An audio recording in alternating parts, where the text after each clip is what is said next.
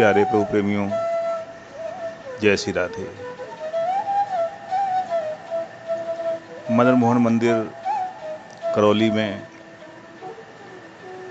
श्रृंगार आरती के समय भक्तों की भीड़ लगी हुई थी। भक्त लोग अपने मन के भाव को भगवान के समक्ष प्रस्तुत कर रहे थे।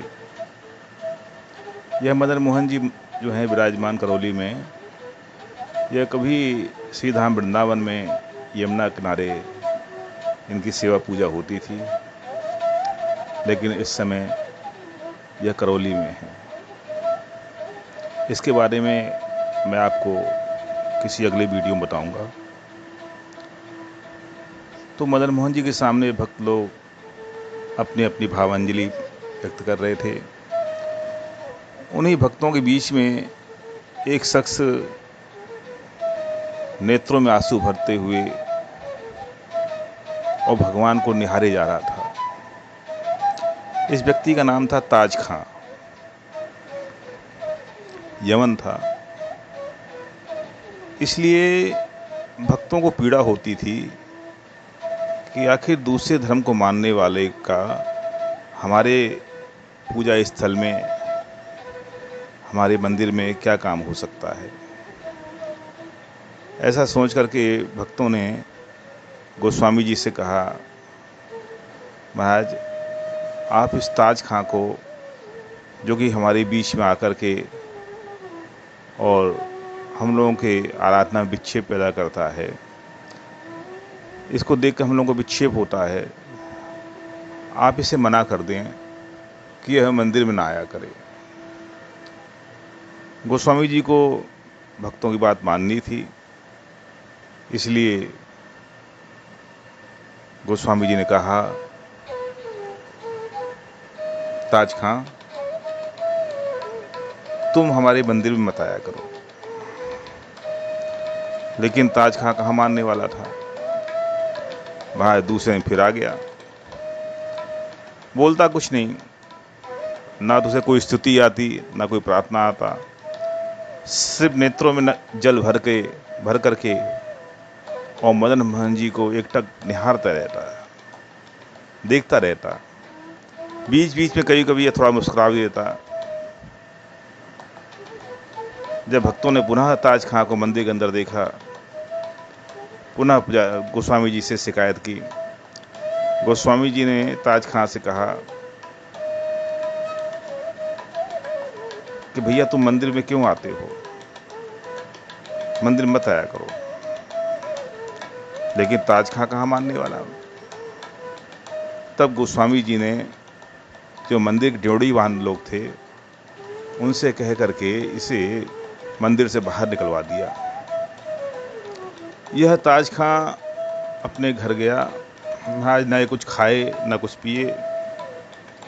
इसके भाई बंधु रिश्तेदार इसे काफिर कहने लगे, ये काफिर हो गया है। महाराज आंसू, नेत्रों से आंसू गिराता रहता और मनी मन में पता नहीं क्या भगवान मदन मोहन से प्रार्थना करता रहता। 3 दिन हो गए महाराज भूखे प्यासे रहते हुए इसे। मदन मोहन जी व्याकुल इसे देखने के लिए, और ताज खां व्याकुल हो रहा था इस समय, ना कुछ खाने के कारण और मंदिर न जाने के कारण। कई मंदिरों में भैया ऐसी रिवाज है, ऐसी परंपरा है कि जब भगवान रात को विश्राम करते हैं तो उनके बिस्तर के पास में शयन कक्ष में भोजन की थाली रखी जाती है, अमनिया, कि यदि भगवान को रात्रि में भूख लगे तो उसमें से वो खा लिया करें। ऐसी परंपरा, ऐसी व्यवस्था कई मंदिरों में है। 3 दिन जब हो गया तो मदन मोहन जी से रहा नहीं गया। एक टहलुआ का रूप बनाया। टहलुआ मंदिर का एक छोटा कर्मचारी होता है। तो टहलुआ का रूप बना करके और जो थाली रखी हुई थी भोजन की, प्रसाद की, शयन आरती के उपरांत जब मंदिर बंद हो गया तो भगवान स्वयं टहलुआ का रूप बना करके और भोजन का प्रसाद लेकर और ताज खां के घर गए। दरवाज़ा खटखटाया। उस भगवान रूपी टहलुआ ने कहा, भैया ताज खां जी, गोस्वामी जी ने आपके लिए भोजन भेजा है और कल श्रृंगार आरती के समय दर्शन करने के लिए भी कहा है कि कल आकर के मंदिर में दर्शन कर लें। ताज खां सोचने लगा कि भला जिन गोस्वामी जी ने हमें धक्के मार करके मंदिर से बाहर निकलवा दिया था, उन्होंने हमारे लिए यह भोजन का प्रसाद भेजा है। मन विचार कर रहा था, भूख तो लगी थी महाराज और प्रसाद का अपमान भी नहीं करना चाह रहा था। अतः उसने उस प्रसाद को पाया, थाली को धो पोंछ करके रख दिया। टहलुआ ने यह भी कहा था कि कल जब तुम आओ दर्शन करने तो थाली लेते आना। ऐसा सोच करके यह ताज खां पूरी रात सो नहीं पाया। कल मुझे पुनः मदन मोहन जी के दर्शन होंगे। भगवान ने यहाँ पर तो इस प्रकार की लीला की। और उधर गोस्वामी जी को सपने में आदेश दिया कि गोस्वामी से कहा कि ताज खां 3 दिन से भूखा था, मैं उसे भोजन दे आया हूँ। कल जब वो दर्शन करने के लिए आए तो उसे मना नहीं करना। भोजन की थाली वहीं पर है, ताज खां कल लेकर आ जाएगा। प्रातःकाल जब पुजारी ने दरवाज़ा खोला भगवान का, और वहाँ पर वह चांदी की थाली ना देख करके महाराज वह एकदम भयभीत हो गया। सोचने लगा कि मुझ पर चोरी का इल्ज़ाम लगेगा। ऐसा महाराज सोच करके वह सीधा गोस्वामी जी के पास गया। बोला, गोस्वामी जी मैं सच कह रहा हूँ, आप मुझ पर किसी प्रकार का शंका मत करना।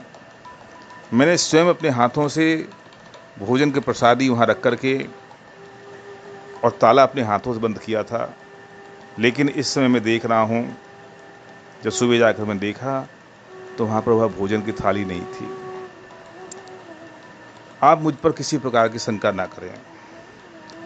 गोस्वामी जी ने कहा, तुम घबराओ मत, चोर का पता चल गया है और उसने अपना अपराध भी कबूल कर लिया है। ऐसा कह करके प्रातःकाल उसी समय गोस्वामी जी महाराज करौली नरेश के पास पहुँचे और सारा वृत्तांत महाराज से सुनाया। जब महाराज ने यह सारा वृत्तांत सुना, उनका हृदय भर आया। महाराज हृदय गदगद हो गई, नेत्रों से आंसू बहने लगे। अरे ताज खां इतना भाग्यशाली है, भगवान स्वयं उसके लिए भोजन लेकर गए। ऐसा सोचकर महाराज और गोस्वामी जी दोनों आज ताज खां की अगवानी के लिए मंदिर के मुख्य द्वार पर आकर खड़े हो गए।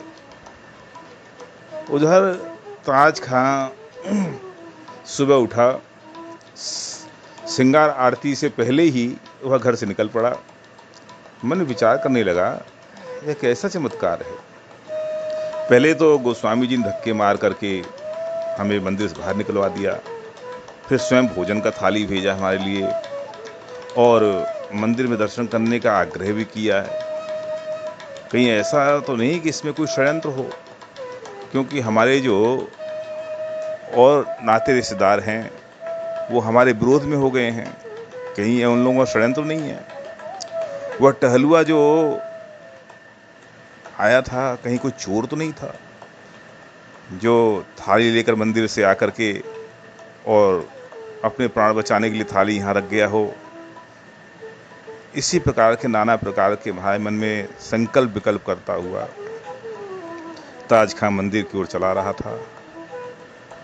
और जैसे मंदिर के नज़दीक आया तो देखा कि महाराज यानी करौली नरेश और गोस्वामी जी दोनों द्वार पर खड़े हुए हैं। यह देख करके महाराज ताज खां एकदम भयभीत हो गया कि जो मेरा अनुमान था सत्य है। यह बात महाराज तक पहुंच गई। अब महाराज हमें दंड देंगे, हमारी पिटाई करेंगे। हमें जेल में डाल देंगे। डर के मारे वहाँ यह ताज खां महाराज को सलाम करने के लिए जैसे ही झुका, महाराज ने दौड़ करके ताज खां को अपने हृदय से लगा लिया। वह पुजारी जी जो सनातन गोस्वामी के वंशज थे, अपने ब्राह्मणत्व पर जिन्हें बहुत अभिमान था, वे भी वहां दौड़ करके और ताज खां को अपने गले से लगा लिया, हृदय से लगा लिया। ताज खां अभी कुछ समझ नहीं पाया यह सब हो क्या रहा है। बड़े सम्मान के साथ आए, लेकर के ताज खां को और भगवान के सामने प्रस्तुत किया। उसी समय ताज खां के मन में एक सुखद शंका उत्पन्न हुई और पुजारी जी से बोला, गोस्वामी जी से बोला, महाराज वह टहलुआ कहाँ है जिसके माध्यम से आपने यह भोजन के प्रसादी थाली हमारे यहाँ भेजा था। गोस्वामी जी ने कहा, अरे ताज खां, तुम अभी भी कुछ नहीं समझे। वह टहलुआ कोई और नहीं। ऐसा कह के महाराज गोस्वामी जी ने उसके चेहरे को मदन मोहन जी के सामने कर दिया। देखो वो जो सामने है, उंगली करके बताया, वही टहलुआ बनकर गया था। ये ठाकुर जी तुम्हारे लिए टहलुआ बनकर गए थे। ये तीन लोग के स्वामी, हम सबके भगवान, तुम्हारे प्रेम के वशीभूत होकर के और तुम्हारे यहाँ टहलुआ बनकर गए। ताज खां, तुम्हारे सौभाग्य की सीमा नहीं। अगर ताज खां ने ऐसा सुना महाराज, उसके शरीर में रोमांच हो गया, कांपने लगा उसका शरीर। एक झंझावात की बात, मानो कोई केले का पत्ता हो, ऐसा कांपने लगा। घुटने के बल गिर गया, लोट पोट करने लगा। महाराज उसे संभाल रहे हैं, गोस्वामी जी उसे संभाल रहे हैं, सारे दर्शनार्थी ताज खां की जय जयकार कर रहे हैं महाराज। और इस घटना के बाद ताज खां की इतनी प्रतिष्ठा बढ़ी कि महाराज उसे एकांत में रहने का अवसर ही नहीं प्राप्त होता था। वह अपने ठाकुर से बात भी नहीं कर पाता था, उनके चिंतन नहीं कर पाता था, उनका ध्यान नहीं कर पाता था, उनकी यादों में खो भी नहीं पाता था। इतना उसे महाराज लोगों की भीड़ हर्ष में उसे घेरे रहती थी। एक बार ताज खां अपने कक्ष में विश्राम कर रहे थे अंदर से, और प्रातः काल जब बहुत देर हो गई, दरवाज़ा नहीं खोला, दरवाज़ा खटखटाया फिर भी नहीं खोला, तो दरवाज़ा को जब तोड़ कर देखा तो महाराज वहाँ ताज खां गायब थे और उनके हाथ के लिखे हुए कुछ पद वहाँ पड़े हुए थे, जो आज भी मदन मोहन मंदिर में शयन आरती के समय गाए जाते हैं। धन्य हैं महाराज ऐसे भक्त। भगवान को क्या पता कौन सा गुण महाराज किसको पसंद आ जाए, न जाने कौन से गुण पर दयानिधि रीझ जाते हैं। क्या उन्होंने खूबी देख ली ताज खां में, कौन सी ऐसी बात उनको भा गई कि उसके लिए स्वयं भगवान टहलुआ बन जाते हैं। यह मंदिर यह मूर्ति जो है, विग्रह, भगवान के प्रपौत्र बैजनाथ के द्वारा बनाई हुई, विश्वकर्मा के माध्यम से बैजनाथ जी ने बनवाया था, जो कि किसी समय में मदन मोहन जी वृंदावन में स्थापित थे। वह मंदिर तो आज भी है, लेकिन इसकी सेव्य मूर्ति जो है वो इस समय करौली में विराजमान है। ऐसे भक्त और भगवान के चरणों में प्रणाम करते हुए मैं अपनी वाणी को विश्राम देता हूँ। राधे राधे।